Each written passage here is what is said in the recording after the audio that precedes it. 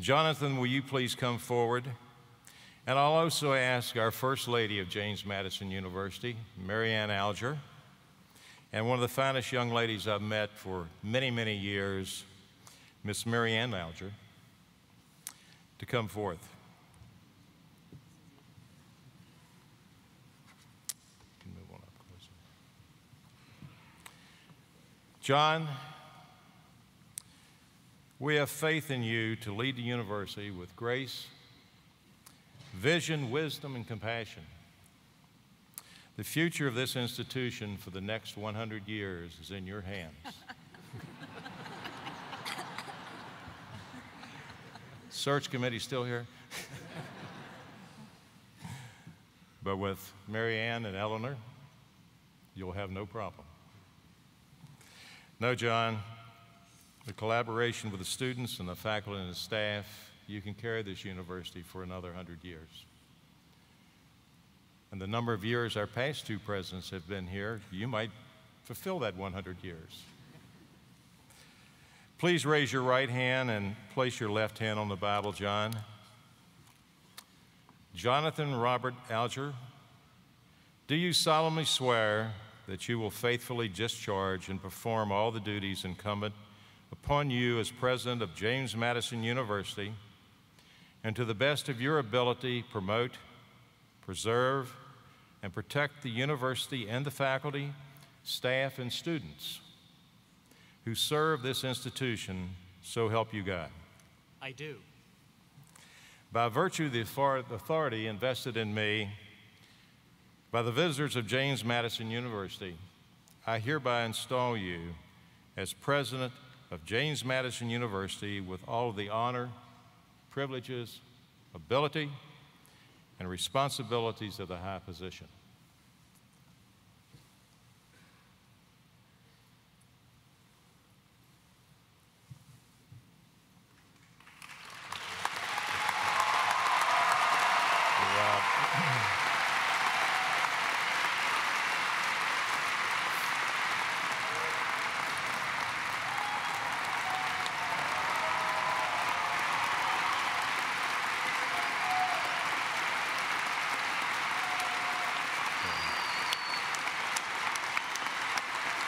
John,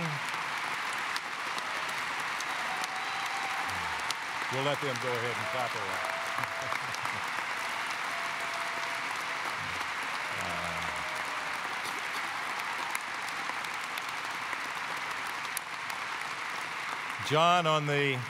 John, on behalf of the Board of Visitors, we're with you, we're behind you, and we're looking forward to your tenure as president of James Madison University.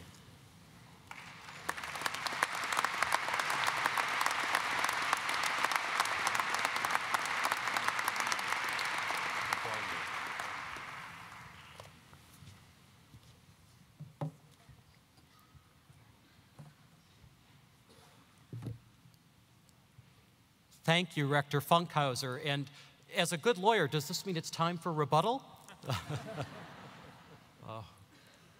Thank you all so much. Let me start by thanking Governor McDonnell for taking time to be with us here. He honored all of us with his presence. And now, public servants from state and local government, Rector Funkhauser, members of the Board of Visitors, special greeters, presidents and delegates from other institutions, faculty, including Madison Scholars, distinguished teachers, and distinguished servants recipients for 2012, faculty emeriti, staff, students, alumni, parents, community members, and special friends and family. Good afternoon. What a wonderful moment for the entire extended JMU family to come together to celebrate our past, present, and future.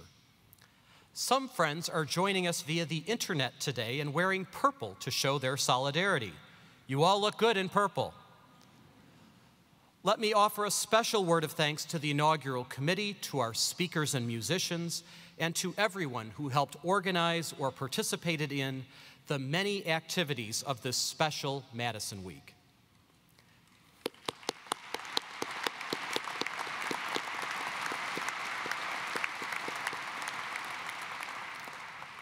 As only the 6th person to be installed as president in the 105-year history of James Madison University, I'm especially grateful to those who've come before me and opened the doors of opportunity for future generations. Indeed, opening doors has been a theme at this institution ever since our founding. Julian Burris, our first president, and his fellow educational pioneers literally opened the doors of this new institution to future teachers. Samuel Duke and his compatriots opened the doors of many new buildings and facilities. G. Tyler Miller and his collaborators opened the doors to male students.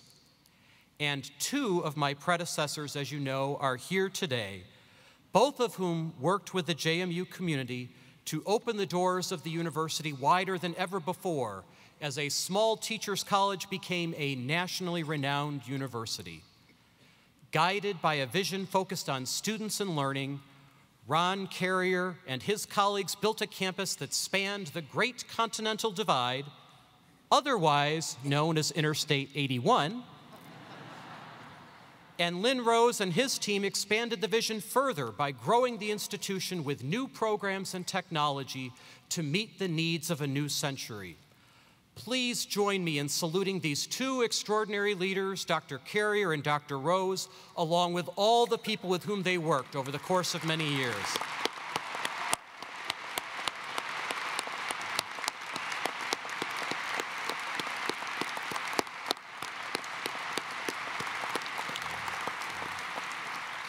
Our great thanks to all of you. While James Madison University has changed significantly over time, its strong foundation of educational excellence and engaged learning has remained remarkably constant. In reflecting on the university's centennial just a few years ago in a book called The Madison Century, Dr. Sidney Bland, professor of history at Madison, who will deliver our benediction today, observed that the State Normal and Industrial School, as we were first known, came into being in 1908 with the ideal that in education, the individual could still take charge of his or her destiny and affect personal and societal change. Does that ideal sound familiar? All these years later, at JMU, we review essays from applicants who want to come here because they desire to be the change.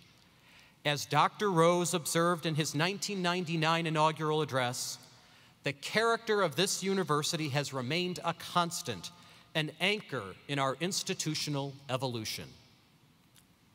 Out of respect for these founding principles and traditions of leadership at Madison, I decided to make it a priority to listen and learn when I joined this remarkable community. Thus, I embarked on a listening tour to hear firsthand from students, faculty, staff, alumni, parents, donors, legislators, and community members about their hopes, dreams, and aspirations for this university. Framed around the simple question, why Madison? Our goal has been to focus on what makes JMU a special place to learn, work, and live, and on the difference this institution has made in people's lives. We've held dozens of events on campus, in the community, throughout Virginia, and across the United States. In person, in writing, and over the internet, people have shared their profound joys, suggestions for improvements, and sometimes deep concerns about the future. As of this week, the tour has shifted into a new phase. Through this rich and thoughtful series of conversations, key themes have emerged that allow us to answer the question, why Madison? And to chart the course and priorities for the next phase of our history by building upon our identity, strengths, and mission. So let me turn to these themes that illustrate that's why Madison, through a few examples of the many voices that have captured the essence of this institution and its impact. First, at every stop along the way, people have described the welcoming culture and family feel of Madison. It's a big, diverse, and constantly evolving family, to be sure, but this culture has endured even as the university has grown from a teacher's college into a major university.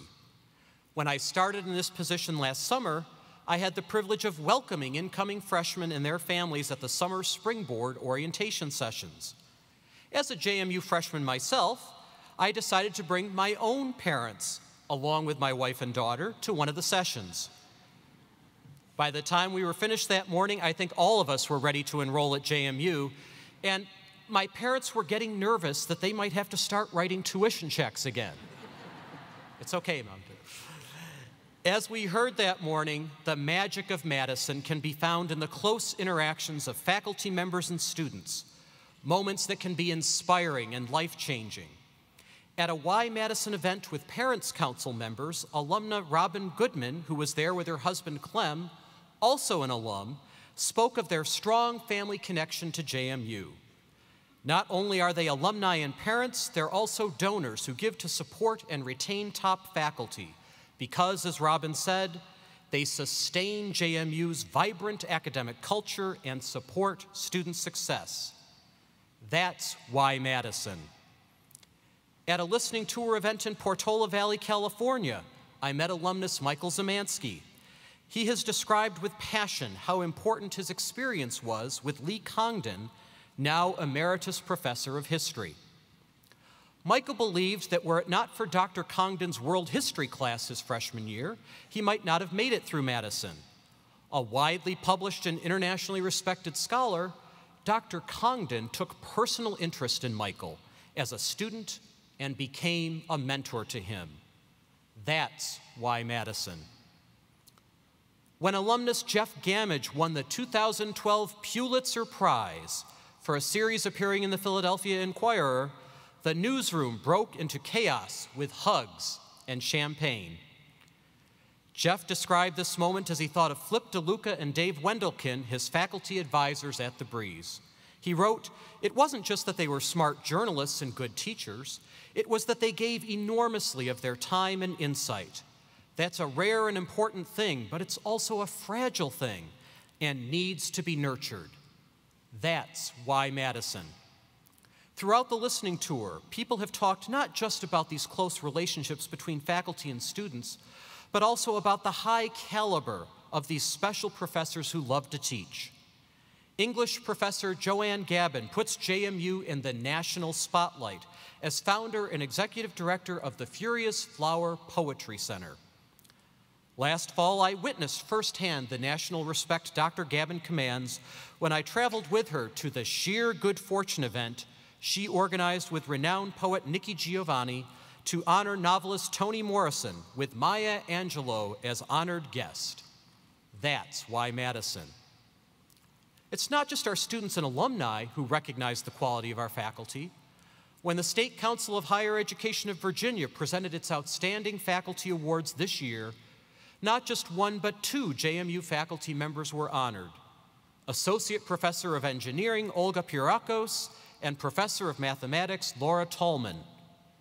Upon receiving the award, Dr. Tallman said, "I'm really proud of JMU, especially the growing excellence in undergraduate research as a vehicle for student learning." And Dr. Pirakos noted that the award is recognition of JMU as an innovative institution that fosters true scholars, not just in teaching, but across many domains. That's why Madison.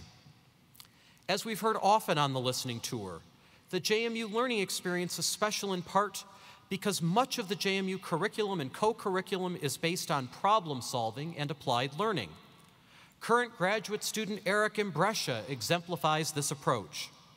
As a third grade mathematics teacher at Peakview Elementary in Rockingham County, last week Eric was presented the 2013 Mathematics Educator of the Year Award in Virginia. Eric says, "I teach math through a problem-solving based approach, meaning that simply writing 27 plus 5 on a piece of paper and doing traditional addition is out the window.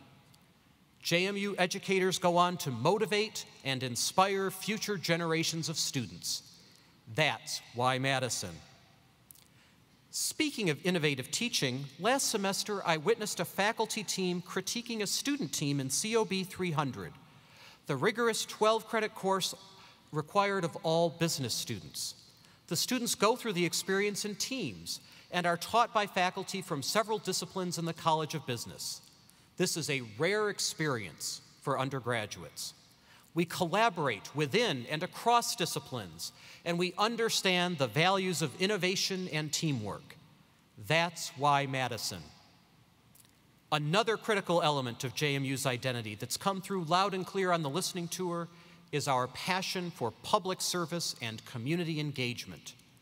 Junior psychology major Krysten Yee calls the university's Office of Community Service Learning her home base. Krysten writes, "The people I work with have inspired and pushed me into leadership positions I never would have thought I was capable of pursuing when I first entered JMU. These hands-on experiences and invaluable connections made are why Madison matters to me." That's why Madison. At the Why Madison event held last fall with the College of Business Executive Advisory Council, I heard many perspectives on how well JMU prepares students for the new economy. Alumni in senior leadership positions in successful organizations praise our graduates for their collaborative spirit, interpersonal skills, creativity, and resilience. But we also heard a constructive comment from Steve Boehm, who spoke of a need for greater diversity on our campus, echoing comments we've often heard from our own students. Steve is now Senior Vice President for Global Customer Services at eBay. He's sending his team to manage operations all over the world, where they have to do more than just understand other cultures. They have to lead and collaborate with people in those cultures. That requires not just cultural sensitivity, but cultural knowledge and skill. We are making strides in this area. The story of Tanja Rodriguez is one example. Tanja was born in Cuba, came to the United States, graduated from JMU, and is now an attorney at a local law firm. Hers is a classic American story. Access to JMU for students of great potential such as Tanja is an essential component of our mission. That's why Madison. But increasing the diversity of our campus is only one way to broaden the experiences of our students. International experiences provide another. Senior honors student Mary Ta heads to South Africa in 2014 to embark on a lifelong dream of studying abroad. As a recipient of a $27,000 Rotary Foundation scholarship, Mary, a double major in history and justice studies, will study conflict resolution. Mary said, "I became passionate in humanitarian issues in Africa as I learned more and more about global issues and gained knowledge through classes, books, and of course, the amazing professors at JMU." That's why Madison. During the listening tour, I heard from alumni as well as current students about the value of staying connected to Madison throughout one's life. We've heard about the power of intergenerational connections in sharing and enhancing the Madison experience. Alpha Kiflu graduated in 2004 and is a vice president at Goldman Sachs in New York. Alpha remained connected and mentored Justin Qualia, class of 2010, who's now an analyst at Goldman Sachs and who sits just 7 trading desks away from Alpha. Justin continues the tradition and is now mentoring JP Krill, class of 2013. JP spent much of the summer working at Goldman and sleeping on Justin's couch for the duration of an internship. Connecting all of this activity is finance professor Elias Saman. One of our top priorities will be to keep alumni engaged with Madison who can share their experiences with each other and with subsequent generations of students. And that's why Madison. Speaking of alumni who remain connected, one of the first JMU people I had the pleasure to meet was Warren Coleman, who served on the Presidential Search Committee. Thank you, Warren. As a former football player and dedicated student scholar, Warren exemplifies the student-athlete ideal. He's an ambassador for the university, a longtime supporter of JMU athletics, and now a member of the JMU Foundation Board of Directors. Athletics plays an important role as a front porch for the university and as another aspect of the educational experience in which students learn how to work in teams, provide leadership, and persevere to achieve high goals. During the listening tour, I learned that 8 of our student athletes are in the honors program. Participating in such a rigorous academic experience while managing the schedule of an intercollegiate athlete is nothing short of heroic. These academic achievements are an important part of the character of our JMU athletics program. That's why Madison. As in everything we do at JMU, our athletes push themselves to reach the highest levels of achievement. One such athlete is alumnus DJ Bryant, who was a linebacker for the Dukes and had some fun recently in New Orleans as a member of the Super Bowl champion Baltimore Ravens. Unless JMU alumni Charles Haley and Gary Clark sneaked in today, I'm fairly confident that DJ is the only person in this room to have earned a Super Bowl ring. That's good.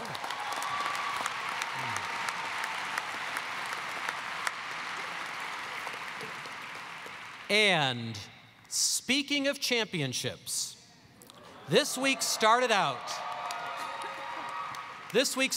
with a night we'll long remember as our men's basketball team overcame the odds and won their first Colonial Athletic Association tournament title in 19 years, and a trip to the NCAA tournament.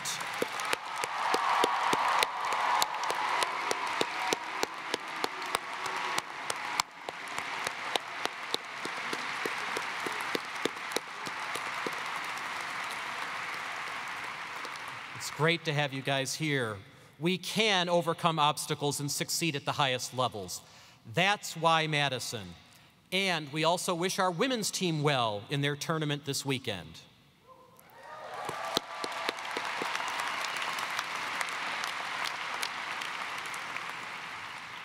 But if there was a Super Bowl or NCAA tournament for colleges and universities that embody the best elements in American higher education, we might all be in the running to hold up championship trophies.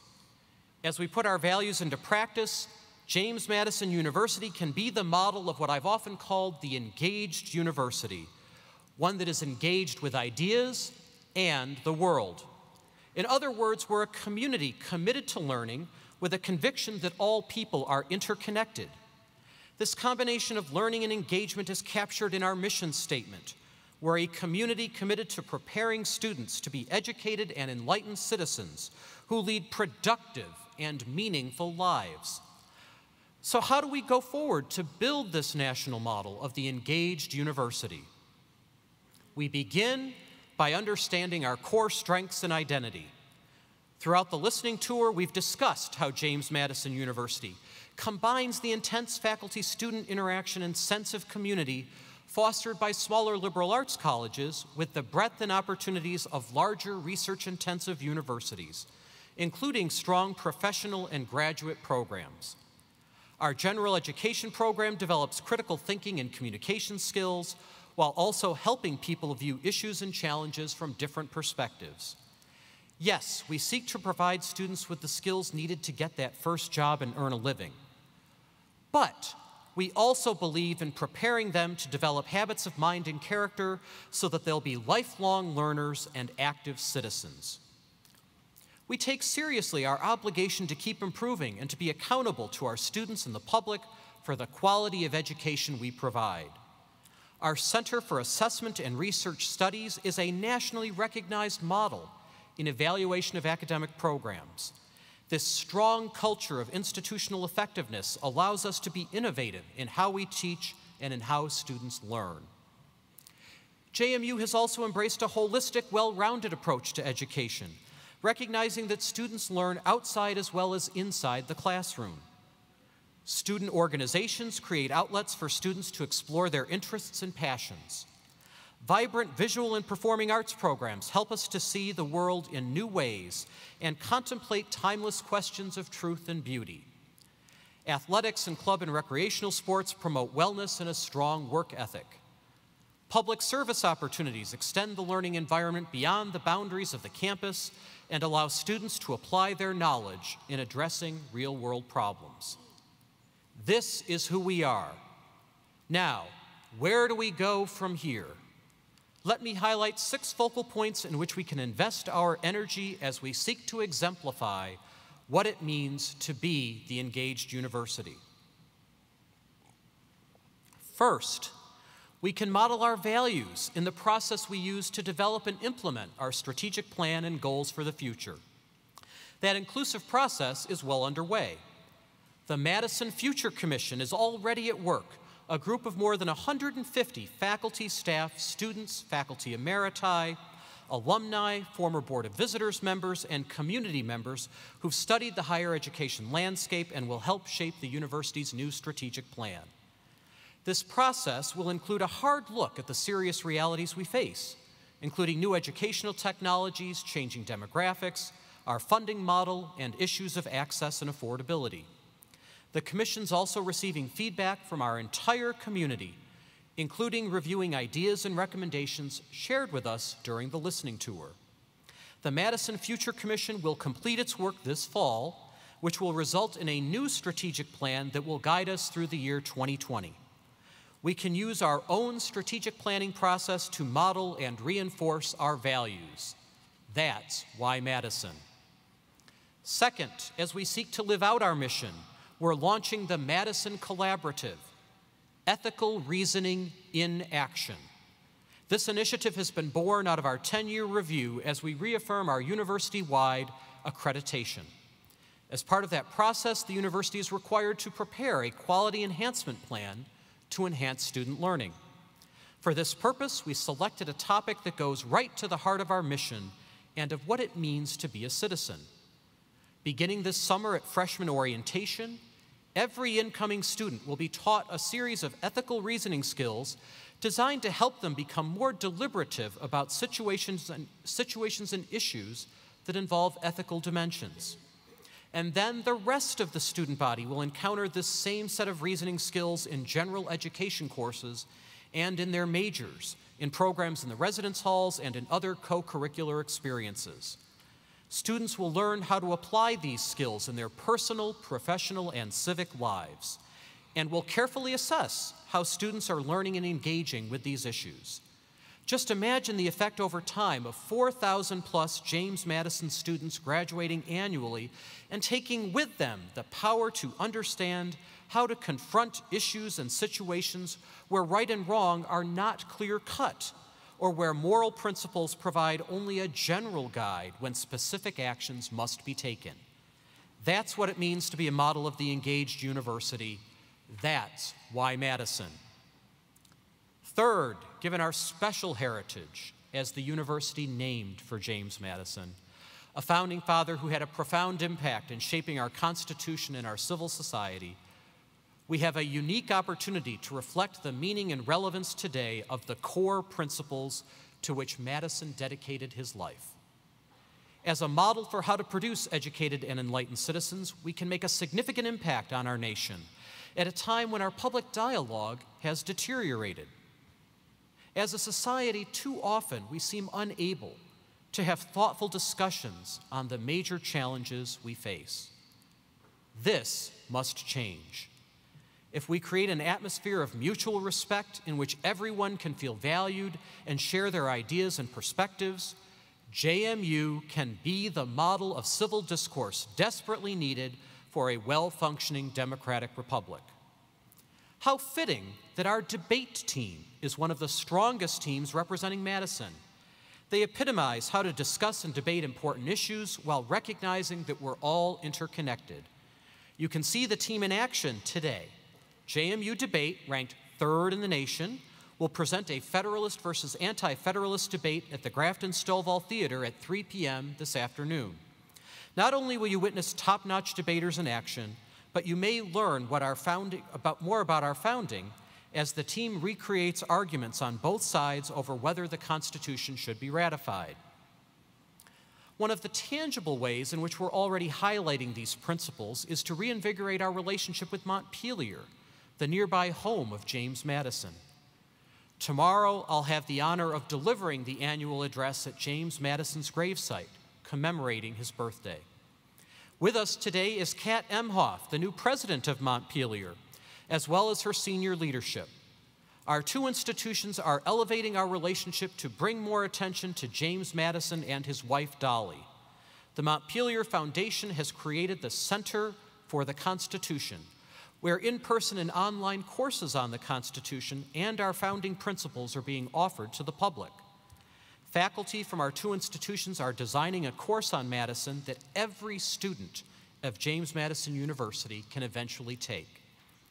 In his State of the Union address on December 5th, 1810, Madison pitched Congress on the idea of creating a national university. He proclaimed, "Such an institution, though local in its legal character, would be universal in its beneficial effects. By enlightening the opinions, by expanding the patriotism, and by assimilating the principles, the sentiments, and the manners of those who might resort to this temple of science, to be redistributed in due time through every part of the community, sources of jealousy and prejudice would be diminished, the features of national character would be multiplied, and greater extent given to social harmony." Imagine the societal effect of graduating over 4,000 enlightened citizens annually who possess ethical reasoning skills and understand the founding principles of Madison. We can be that institution. That's why Madison. Fourth, as we seek to nurture diversity of thought and perspectives, we must also meet the needs of our students and society in preparing graduates who can function effectively in a diverse democracy and global economy. Our greatest strategic asset in this changing world is our diverse human capital. If we're to harness the power of this great asset, we must ensure that we provide opportunities for students from all backgrounds to fully develop their potential and to learn from and with each other. Accordingly, I recently charged a task force to take a comprehensive look at how we can strengthen our campus diversity. That diversity includes a rich tapestry of many facets, not just race, ethnicity, and gender, but also many other factors such as socioeconomic and family backgrounds, age, religion, disabilities, and veteran status, among others. We understand that diversity and excellence go hand in hand in education. That's why Madison. Fifth, as a university engaged with ideas in the world, we should model our collaborative approach in our own backyard. In celebrating the history and character of the university this week, we highlighted our relationships with our local communities. Yesterday, for example, many of us walked from campus to Court Square downtown for a ceremony in which we presented the keys to the university to Mayor Ted Berg of Harrisonburg and Supervisor Fred Eberly of Rockingham County, who you saw today. With this symbolic gesture, we hope to usher in an era of even greater partnership with our neighbors. As we move forward, we'll strive to ensure that we participate actively in the community on many levels, and that our doors are open wide to welcome the community to our campus and programs. That's why Madison. Finally, in order to meet our hopes and dreams for the years ahead, we know that we'll need to strengthen our own culture of philanthropy. We must develop new resources if we're to succeed on the national and international level to which we aspire. Thus, as we set our strategic plans and priorities for the years to come, we'll need to gear up for a next comprehensive fundraising campaign. You heard earlier that we have established a new vision fund to support initiatives to meet the needs of the 21st century. Special thanks to the Alumni Association for their very generous $100,000 challenge gift. JMU has made an indelible impact on the lives of many people, and we embrace the challenge to cultivate resources so we can continue to make a difference in the lives of future students and in the world. That's why Madison. We have amazing opportunities before us, even as we face daunting challenges. We're in the midst of an era in higher education marked by major fiscal limitations and heightened domestic and international competition. So-called disruptive technologies are raising questions about traditional models of higher education. Increased regulation and pushes for strict accountability measures are testing our ability to demonstrate the value of what we provide. These issues might seem unique to our time, but JMU has faced the winds of change throughout its history. In his 1971 inaugural address, Dr. Carrier observed that higher education, like all institutions today, is caught up in the whirlwind of re-examination, change, and revaluation. the James Madison University of the future will not be identical to what we see today. We must be prepared to understand and adapt to a rapidly changing world. But we should also recognize that we're positioned well for this moment. We provide high-quality education at lower cost than peer institutions. Our graduation rates are strong. Our faculty are top-notch. We offer many courses online and use technology to enhance the learning experience. We take assessment seriously. We have a mission that is relevant, clear, and much needed in society. And most of all, we have a phenomenal team of people who care deeply about this institution. Just look around you in this room today. Last week, I was reminded of this fact when I witnessed the work of facilities staff all around the campus, clearing the streets, parking lots, and sidewalks after a major snowstorm that reminded me of my childhood in Rochester, New York. Our talented and committed people are our most important resource and have a can-do spirit. And more than any other single thing, that's why Madison. So let's go forward from here, confident with the knowledge that we can accomplish great things together. We have an awesome privilege and responsibility as part of the JMU family. As I say to the entering freshmen, now is a time to dream big. Let's take this moment to reflect on what is most important in our lives, and let's dream big together. Thank you all very much.